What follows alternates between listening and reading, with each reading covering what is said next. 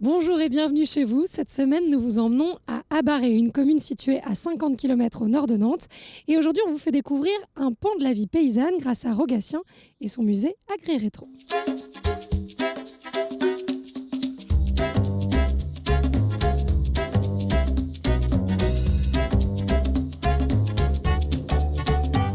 Bonjour Rogatien Mortier. Bonjour madame. Alors, vous êtes ancien agriculteur, vous étiez éleveur laitier. Aujourd'hui, vous nous recevez en tant que fondateur de ce musée Agri-Rétro. Oui. Vous avez accepté d'enlever les mains du cambouis pour quelques instants. Oh, non, ils sont pas souvent sales. Ah bah quand on est arrivé, vous étiez dans le cambouis. Oui.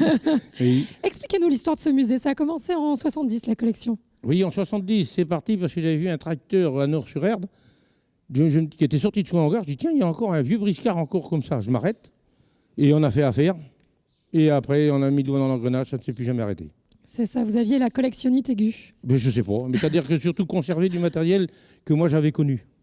C'est surtout ça. Alors, combien il y a de tracteurs? Combien il y a de... On a compté jusqu'à 240 des tracteurs, mais on a arrêté de compter. Je ne sais plus combien il y en a. Bien plus que ça. Peut-être, oui, je sais Ouais. pas. Oui. Et des charrues?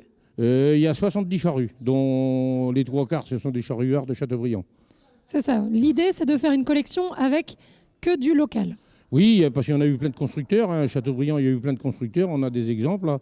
Des machines à battre, charrues aussi. Il y a plein de constructeurs chez nous. Hein. Des constructeurs et puis même des choses qui ont été utilisées dans le coin. En tout Ah cas. ben oui, tout ce qui a été construit dans la région a été utilisé certainement. Les constructeurs, ils vendaient surtout local.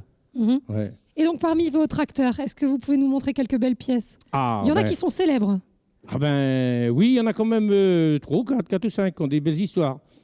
En particulier le Someca que Jean Carmé a conduit dans le film La Reine Blanche. Voilà, celui-ci est particulièrement célèbre. Ah, On va ben le voir? oui, on a des souvenirs mémorables de ça.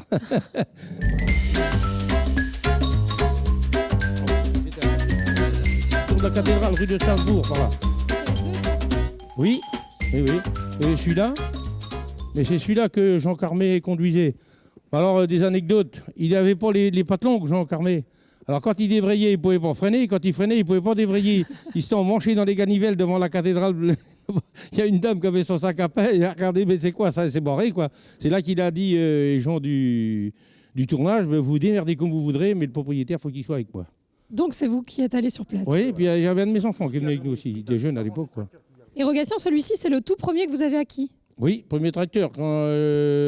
C'était pas destiné de l'acheter parce qu'un jour, on allait, je ne sais plus où, peut-être à Nantes, et j'ai vu ce tracteur-là qui était sorti d'une grange.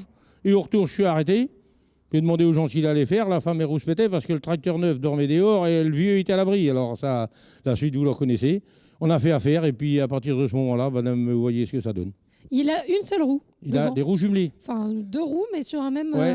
Oui, axe parce tout que court. quand on a ces tracteurs qui venaient d'Amérique, ces tracteurs-là, ils sont prévus pour atteler du matériel entre les roues. D'accord. Voilà, c'est pour ça, ils poussaient leur matériel. Et pourquoi on le fait plus comme ça? C'était pas terrible, en fait? Oh, ben non, c'était pas stable. Hein. Non, il se plantait. D'abord, le premier chauffeur, il s'est tué avec, quoi. Voilà. Il a fini dans le canal. Voilà. Triste histoire. Oui. Mais bon, du coup, ça, c'est votre celui qui a créé la collection. Le début de l'histoire, ça. Ouais. Ouais. D'accord.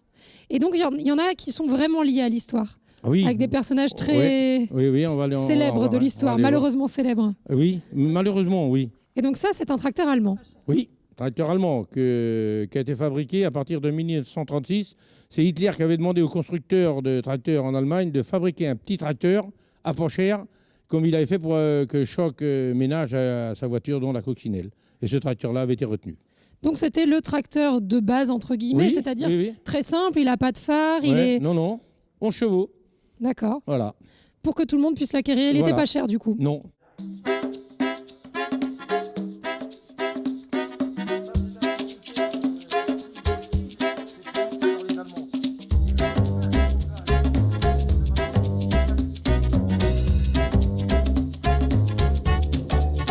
La mécanisation, l'arrivée des tracteurs, ça a changé quoi? Bah oui, chez nous, le tracteur est arrivé fin 59. Alors d'un seul coup, on est arrivé avec une charrue comme ça, qu'il y avait derrière un tracteur Renault. D'accord. On était déjà passé à 2 hectares par jour. Vous vous rendez compte? Et puis c'était moins fatigant. Et on était assis. Et On ne voilà. marchait plus. C'est un changement que, même qu'ils nous inventent tout ce qu'ils voudront maintenant, on ne reverra jamais ce qu'on a connu de ma génération, moi. C'est pas possible. Dans n'importe quel travail. Le travail de main, on faisait tout à bras, quoi. Ça a révolutionné votre vie. Ah ben oui, pour tout le monde, quoi. Mais il n'y a pas que les agriculteurs, dans toute l'évolution, pour tout le monde.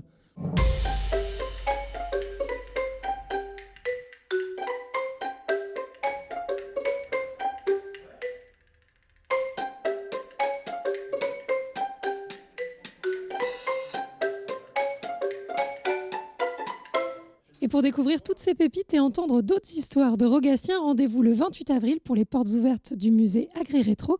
Chez vous à Abarré, c'est terminé pour aujourd'hui. On se retrouve dès demain aux anciennes mines d'Étang. À demain.